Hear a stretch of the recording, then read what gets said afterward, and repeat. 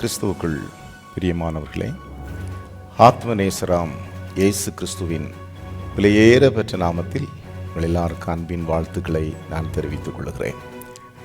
நாளை கர்த்தருடைய நாள், மனமகிழ்ச்சியின் நாள். ஒருவேளை நாம் எல்லாரும் ஒன்று கூடி ஆராதிப்பதற்கு தடை ஏற்பட்டாலும் நாம் ஆராதிக்காமல் இருக்கக்கூடாது. நாளை கர்த்தருடைய நாள்.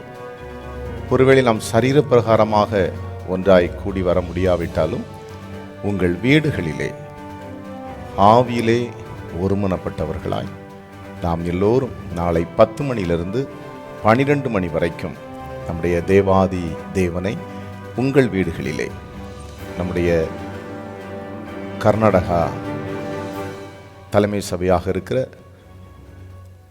மத்திக்கரை ஆத்மநேசர் தேவனுடைய வீட்டிலிருந்து நாளை நேரலையில் ஆராதனை ஒளிபரப்பாகும்.